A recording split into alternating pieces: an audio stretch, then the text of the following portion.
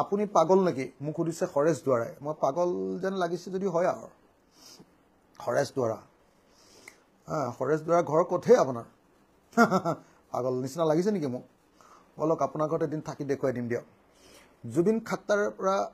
আৰম্ভ কৰক জুবিন খট্টৰ পৰা আৰম্ভ কৰক নে কি বুলি ক'লে ২৬ত নতুন চৰকাৰ পাতি আছো আকৌ তদন্ত কৰিলে কেনেকুৱা হ'ব পলিটিক্স নকৰিব ছাৰ দীপক নাথ আমি জেল ভাঙি দিবলৈ সাজু এবাৰ আইও ইমান ডাঙৰ বিপ্লৱী ওলাব নালাগেও জেল ভাঙি দিয়া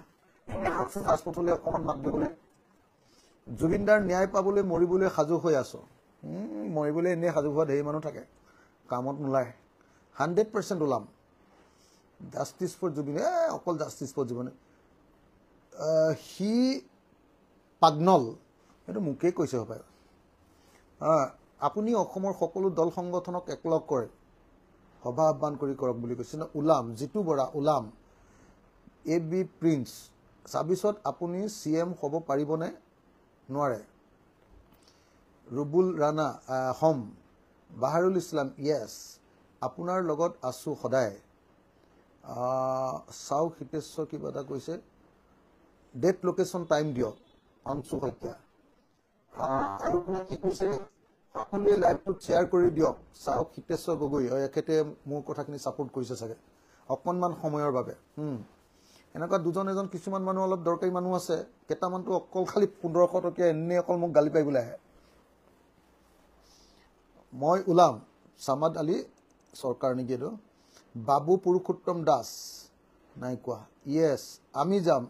কি ভদ্ৰেশ্বৰ কলিতা আমি যাম দাদা ন্যায় লাগে এইবিলাক লিখি নাথাকিব আহিবনে নাই সেইটো কওক আমি আছি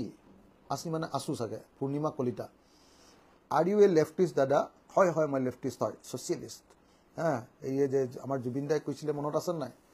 I M A social leftist মই ছ'চিয়েল লেফটিষ্ট চিয়াদিক দিয়া কাৰণটো বুজি পালো বুলি ক'লে তো কি বড়ো এংখুৰ বড়ো দাদা যিমান পাৰ্টি আছে অসমত চবকে লৈ চৰকাৰ বনোৱাক বড়ো মানুহকেইটা এতিয়াহে অকণ বুজি পাইছেগে আছো যাম পাপু জেডজিটো লিখি থকা ভাইহঁত ওলাবলৈ নোলোৱা টাইমত জেডজি পুৰা লিখা তোমালোকে ডেট লোকেশ্যন টাইম দিয়ক আমি যাম ভদ্ৰেশ্বৰ কলিতা আপুনি এগ্ৰিকালচাৰ মিনিষ্টাৰ হ'ব লাগে ৰাজীৱ আছাম আয়ো বিমান গগৈ ওলাম আলাল উদ্দিন হেমন্ত চৰকাৰ বেণ্ড হয় কি বেণ্ড বুজি নাপালো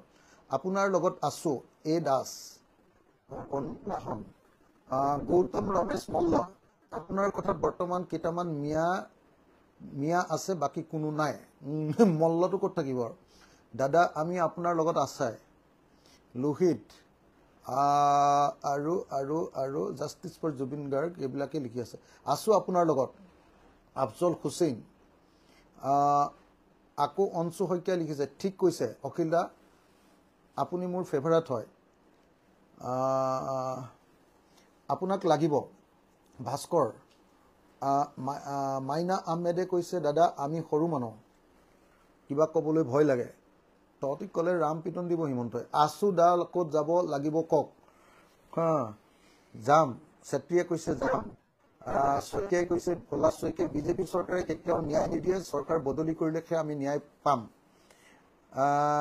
কি কুশাংক দাস মই আছো দাদা তই পাগলৰ দৰে বকি থাক এইটো DM ডেকা ডেকা নে বুঢ়া তই য়েছ আমি আছো আৰু তেওঁৰ বাবে যি কৰিব লাগে তাকে কৰিম দিগন্ত বৰুৱা এনেকুৱা ডাইলগ ঢেৰ দিয়ে এতিয়া কৰে নে নকৰে মানুহবিলাকে দাদা জুবিন দা ন্যায় লাগিবই নিবেদিতা এম ওলাম এইবাৰ চুমা ক'ত খাব জ্ঞান নাথ যোগী মানুহে এইবিলাক কথা কৈ জানো যোগীয়েতো মই হেৰি কৰি আহে বুলি জানো মই আছো আমাক ন্যায় লাগে যাম ছাৰ মোক ছাৰ বুলি ক'ব নালাগে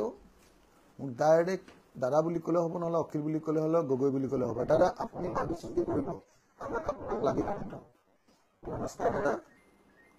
অখিল দা সঁচা কথাবোৰ মাতি যোৱাৰ এইটো কৰ্ণেল গগৈ বিষ্ণু দেউৰী দাদা এনেকৈ কৰি থাকিলে বহুত দেৰি হ'ব সোনকালে ওলাবানে নাই ভাই মইতো ওলাম জেলু খাম তোমালোক আহিবানে নাই জুবিন দাক বিজেপি গভৰ্ণমেণ্টে মাৰিলে আপোনাৰ লগত আছোঁ